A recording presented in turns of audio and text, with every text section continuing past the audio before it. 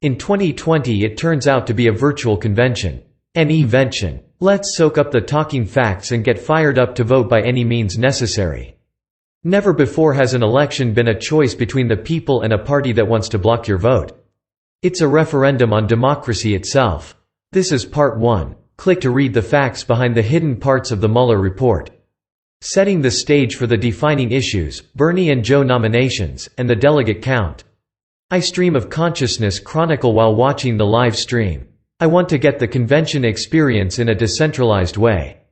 So this is how I got what I wanted, to experience the interior look and feel of a convention. I chose to watch free TV streams of MSNBC. Apparently, a lot of people had the same idea as there was distinct bottlenecking of the servers.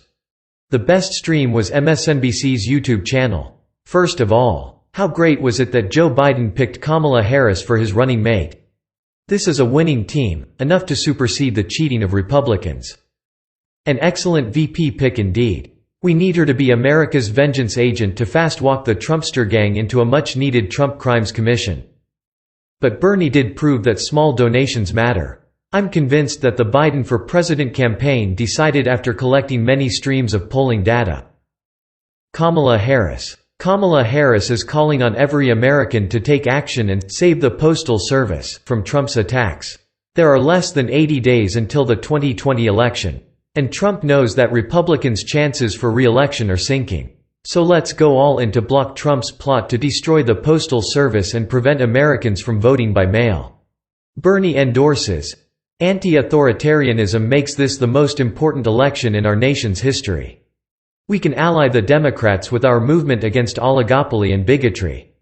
This is key for the future of democracy. Together we moved on into a bold new direction, based on justice and compassion.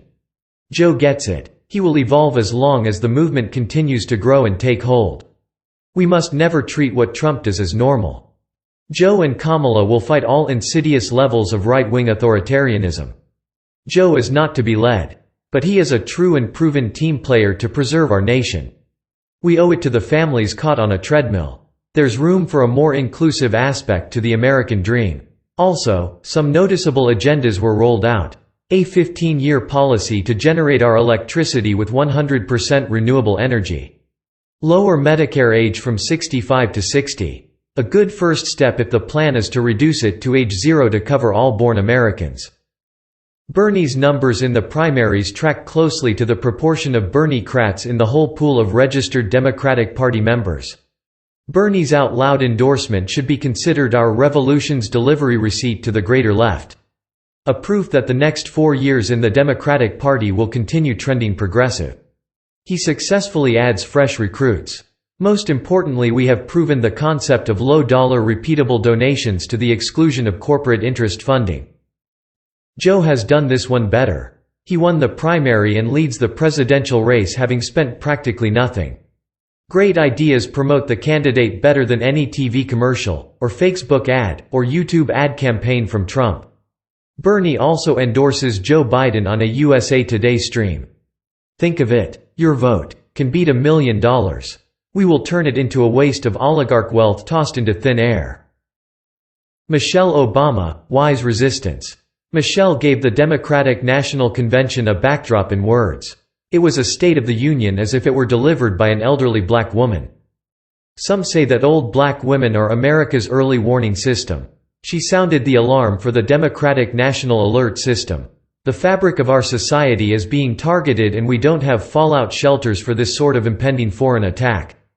Trump has a strange idea of who are the enemies of the state. Day2. The legal eagles and whistleblowers. Click here to send chicken wire fence to the White House. Ready for battle. Michelle Obama set the background. Now the stage will be set. The field of contest must be delineated. The second night objective is to set the lines of resistance to defeat Trump and the Republicans. She walked us through Joe's record of public health, justice, accountability, competence, and understanding in all areas of modern life. All of which are paths Trump can neither tread or counterfeit. Chip away at inequity and bend the curve of history toward justice. Yates was an inside resistor. Said no to one of Trump's malicious commands. His Muslim travel ban was the last straw that began her resisting Trump's self-serving administration. Now she will vote for the man who doesn't serve himself and abuse authority. Joe embodies the character required for high office. A word for the resistance. Heed the dignified indictment of Trump's campaign from the experienced, 95-years-old voice of Jimmy Carter. The first Democratic president to get rat-fucked, to the point of treason by Republicans. Back in the 70s the GOP was colluding with Iran. Bill Clinton came on strong and launched into Trump's record. Bill knocked him out of the park. The USA is 1/10 population but 25% of the COVID-19 cases in the world. When Bill speaks of temperament, we heard true gravitas in his endorsement. Finally, he reminded us of Obama's recovery, and Joe will have to help do it again. Infrastructure jobs. Build back better. Here's where you can read the 2020 preliminary National Party platform. Tom Perez, DNC chairman, gave the roll call. Then they heard support summaries for the nominations of Bernie and for Joe. When you participate you own a piece of history. The outdoor feeds looked great. John Kerry, the president who got cheated, then he cheated himself and the party instead of fighting for us. That failure has so emboldened the Republican Party dirty tricks, which has increased in vitriol and boldness, that led us to the Senate acquittal in the Trump impeachment. Tried to watch on NBC but the talking head noise over the action on screen ticked me off. So I watched on MSNBC where they let people talk who are supposed to be talking. An immigrant Gold Star dad resisted when he became a Democratic delegate. Khizr Khan showed a way to fight back when a fake candidate has personally attacked him. Nice to see him again. Here's a feature of the DNC that COVID-19 produced. Joe did a virtual town hall type panel discussion. It was like being at the convention in a breakout session about the successes of the Affordable Care Act that must be restored and improved. It still shows through that the Affordable Care Act must lead to a disestablishment of the true enemy to healthcare in the USA. An example. One panelist had $1 million per year pill cost. Why should one person be worth $1 million a year in drugs? Health insurance companies and big pharma are still ripping off our tax dollars. Not merely healthcare we can afford, we need all the care we deserve. John Kerry led by example with Joe Biden during the Obama administration. Trump's activity has been nothing but a petulant dissolution of what he's been handed.